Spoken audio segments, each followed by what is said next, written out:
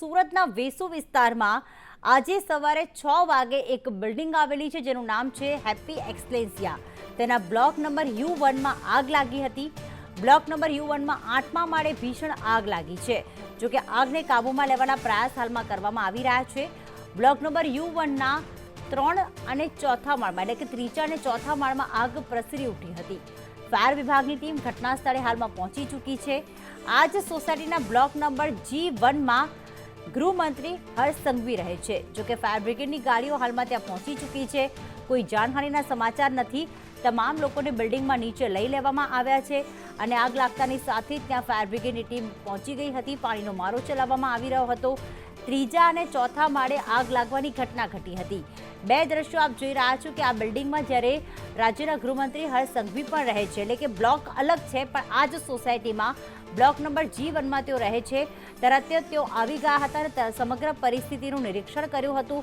Fire brigade સાથે જવાનો સાથે વાતચીત કરી હતી. ત્યાંના જે રહીશો હતા તે સુરક્ષિત છે કે નહીં તે અંગે પણ માહિતી મેળવી.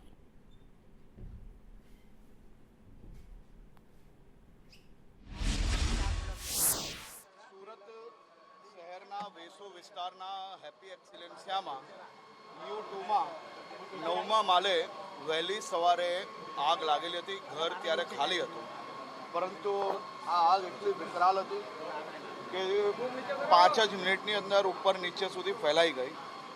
ટોટલ 40 લોકોને ઇવેક્યુએટ કરવામાં આવ્યા. પછી બી 18 લોકો જે અંદર રહી ગયેલા હતા એ સુરત મહાનગરપાલિકાની ફાયર બ્રિગેડની ટીમની સાથે એ તમામ લોકોને સુરક્ષિત રીતે નીચે લઈ આવવામાં આવેલા છે. વહેલી સવારે જ્યારે આ માહિતી મળી ત્યારે ફાયર બ્રિગેડની કમસે કમ 50 લોકોની ટીમ જે બિલ્ડિંગના ચારેય દિશામાં જે આગ લાગવાના કારણે એ બધી જ ટીમે પહેલાં એસ્ટાબ્લિશમેન્ટ કરીને ઉપર તક પાણી પહોંચાડીને આગને કંટ્રોલ રહેવાનો પ્રયાસ કરેલો હતો. હું વહેલી સવારે બી સૌથી પહેલાં એ લોકો જોડે જ ત્યાં, કારણ કે હું વહેલી સવારે જ્યારે નીચે વોક કરતો હતો ત્યારે આ માહિતી મળી તો તાત્કાલિક ટીમ જોડે આખું કામગીરી વહેલી ચાલુ થઈ ગયેલી હતી. હમણાં બી આખું નિરીક્ષણ લીધું છે.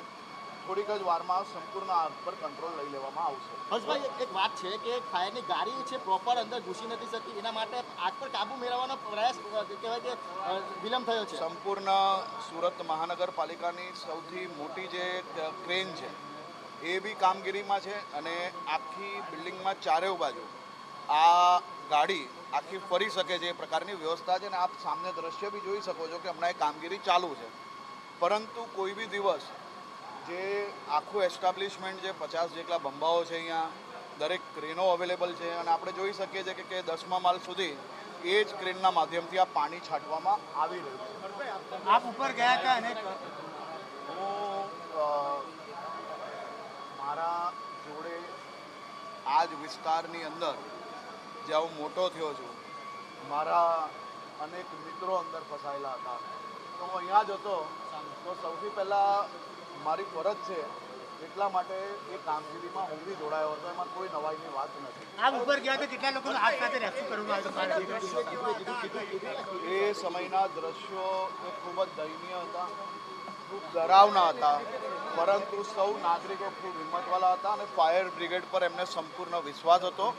અને મહાનગરપાલિકાની ફાયરની ટીમ જે રીતે કામ કરે છે, આજે મેં લાઈવ આગ વચ્ચે જે રીતે ભગવાનના આશીર્વાદ લઈને હનુમાન બનીને એ લોકો આગની સામે સીધા લડવા અંદર જતા રહેતા હોય એવા દ્રશ્યો બી મેં પોતે જોયા છે. એક શ્વાસ લેવો જ્યાં મુશ્કેલ છે ત્યાં કલાકો સુધી આ લોકો કામગીરી કરી છે. અને હું ફાયર બ્રિગેડના સૌ જવાનોને મારા વિસ્તારના સૌ નાગરિકો વતી સલામી આપું છું અને ખૂબ ખૂબ આભાર માનું છું. તો ખાસ રાજ્યના ગૃહમંત્રી હર્ષ સંઘવીએ જે માહિતી આપી કે ઘણા મારા બાળપણના મિત્રો છે, કારણ કે તેઓ આ જ બિલ્ડિંગમાં રહે છે, G1 બ્લોકમાં રહે છે, આ સોસાયટીમાં રહે છે. તેમણે કહ્યું કે એ વખતે ખૂબ જ ભયાનક દ્રશ્યો સર્જાયા હતા પણ સદનસીબે તમામ લોકો સુરક્ષિત છે. બધાને નીચે ઉતારી લેવામાં આવ્યા છે.